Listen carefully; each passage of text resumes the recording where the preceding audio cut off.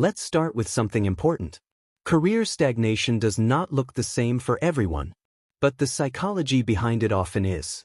I've seen this pattern in corporate professionals, competitive exam aspirants, athletes, chefs, designers, writers. Different fields. Same inner blockage.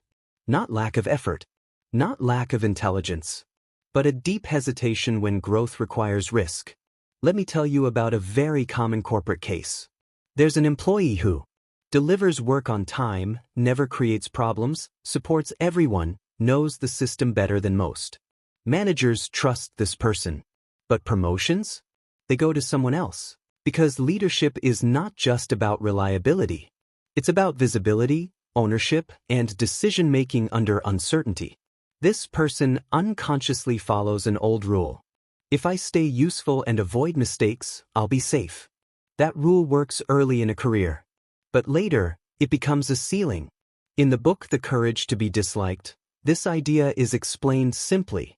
Growth requires tolerating disapproval.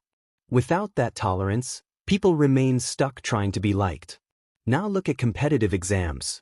There's a student who studies sincerely, understands concepts, performs decently in practice.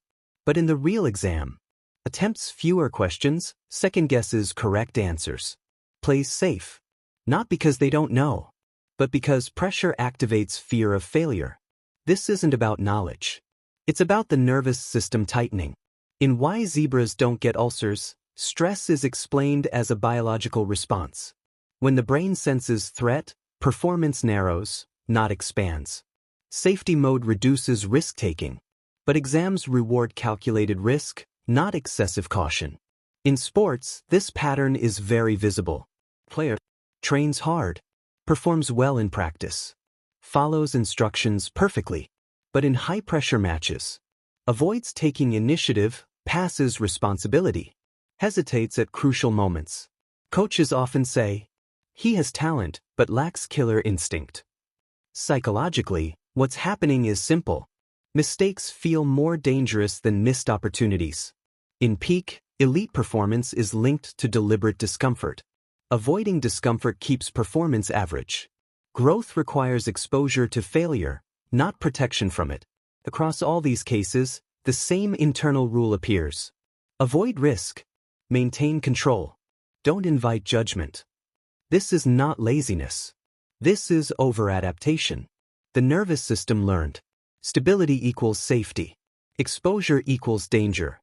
But careers reward expression, ownership, imperfect action. In The Drama of the Gifted Child, Miller explains how early adaptation can suppress authentic drive in adulthood. People become functional, but not fulfilled. If this pattern is active, you may notice. You wait to be noticed instead of stepping forward. You avoid situations where failure is public. You overprepare and underact. You choose certainty over growth. You feel frustrated but can't name why. You tell yourself, this is fine, too often. These are strategies, not traits. In The Body Keeps the Score, it's shown that the body remembers old safety rules even when circumstances change. That's why logic alone doesn't fix stagnation. Unlearning doesn't mean becoming reckless. It means gradual exposure to visibility. Examples. Speak once per meeting. Apply before feeling fully ready. Attempt the question you're unsure about. Share work before it feels perfect. Let feedback happen.